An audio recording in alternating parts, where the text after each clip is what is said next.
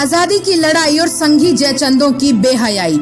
आज चीन के काले कारनामों और मोदी की नाकामी पर से पर्दा उठाने वालों को भाजपाइयों द्वारा गद्दार कहा जा रहा है। बोलने की आजादी, लोकतंत्र की अस्मिता और रक्षा के लिए आवाज उठाने वालों को भाजपाइयों द्वारा गद्दार कहा जा रहा है। मोदी सरकार की तानाशाही के खिलाफ बोलने वालों को भाजपाइयों द्वारा गद्दार कहा जा रहा है। जनता को फर्जी राष्ट्रभक्ति के जाल में उलझाकर गद्दारी शब्द के मायने ही बदल दिए गए हैं।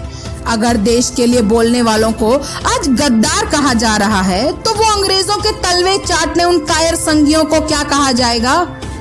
वो संघी सावरकर क्या था जिसे अंग्रेजों के खिलाफ काम करने के लिए 50 साल की सजा हुई थी, पर वो अंग्रेजों को कई माफीनामे लिख के छूट गया था और उसके बाद एक भी शब्द उसने अंग्रेजों के खिलाफ नहीं बोला।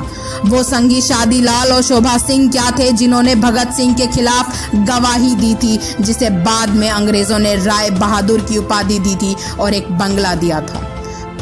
वो संघी वीरभद्र तिवारी क्या था जिसने चंद्रशेखर आजाद की मुखबरी की थी।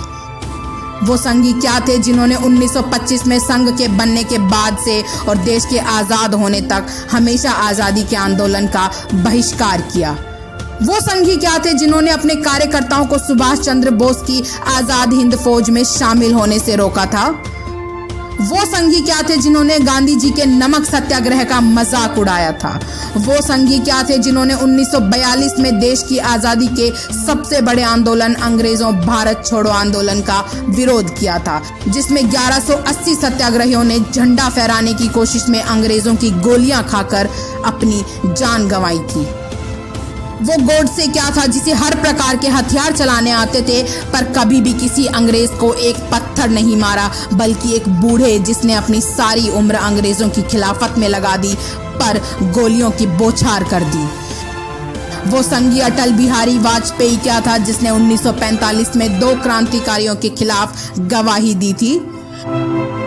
वो संघी क्या थे जिन्होंने देश आजाद होने के बाद तिरंगे झंडों को पैरों तले कुचला था और उनमें आग लगाई थी। वो संघी क्या थे जिन्हें नेहरू जी ने 1962 के भारत चीन युद्ध में शामिल किया था, पर वो सीमा पर से पीठ दिखाकर भाग आए थे, जिससे भारतीय सेना को हार का मुंह देखना पड़ा था।